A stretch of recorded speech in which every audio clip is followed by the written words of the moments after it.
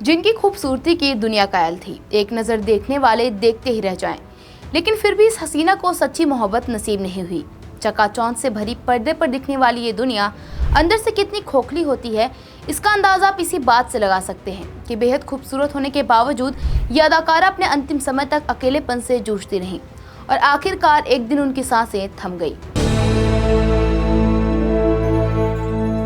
नमस्कार, मैं रिद्धि त्रिपाठी और आप देख रहे हैं T24 खबर। हम बात कर रहे हैं हिंदी सिनेमा की वीनस क्वीन कहे जाने वाली मधुबाला की। दिल्ली के एक पश्तून मुस्लिम परिवार में जन्मी मधुबाला का असली नाम मुमताज जहां देहलवी था। आर्थिक तंगी के कारण कम उम्र में ही काम करना शुरू कर दिया। महज 9 साल की उम्र में फिल्म बसंत से बाल कलाकार के रूप में फिल्मी दुनिया में कदम रखा, जिसके बाद साल 1947 में फिल्म नीलकमल से बतौर एक्ट्रेस अपने करियर की शुरुआत की, जिसमें उन्होंने द शोमैन कहे जाने वाले एक्टर राज कपूर के साथ काम किया। इसके बाद साल 1949 में आई फिल्म महल मधुबाला के करियर का टर्निंग पॉइंट साबित हुई। इस फिल्म ने उन्हें रातों रात सुपरस्टार बना दिया, जिसके बाद मधुबाला ने बॉलीवुड को एक से बढ़कर एक सुपरहिट फिल्में दी। फिल्म मुगले आजम में उनके अनारकली के किरदार ने उन्हें अमर बना दिया।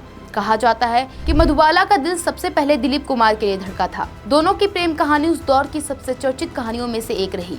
यह रिश्ता लगभग 9 साल तक चला था, लेकिन पारिवारिक मतभेद और कानूनी विवादों ने इस रिश्ते को अंजाम तक नहीं पहुंचने दिया।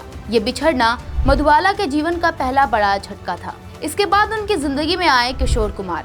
दोनों ने शादी की, लेकिन ये रिश्ता भी मुश्किलों से भरा रहा। शादी के कुछ समय बाद ही मधुबाला को गंभीर दिल की बीमारी ने जकड़ लिया। इलाज के लिए उन्हें विदेश ले जाया गया, लेकिन डॉक्टरों ने साफ कर दिया कि उनकी हालत नाजुक है और ठीक होने की उम्मीद बेहद कम है। रिपोर्ट्स के मुताबिक मुंबई लौटने के बाद किशोर कुमार ने उनसे मिलना जुलना बेहद कम कर दिया और उन्हें एक ड्राइवर और नर्स के साथ मुंबई स्थित एक बंगले में छोड़ दिया। इसके बाद वो कभी कभार मधुबाला से मिलने आते और उनका फोन उठाना भी बंद कर दिया, जिसके बाद मधुबाला काफी तनाव में रहने लगी। कहा जाता है कि उनसे मिलने जुलने वालों की संख्या बेहद सीमित थी, सिर्फ एक नर्स और कभी कभार परिवार के कुछ सदस्य। मधुबाला ने अपने जीवन के आखिरी साल लगभग अकेलेपन में बिताए।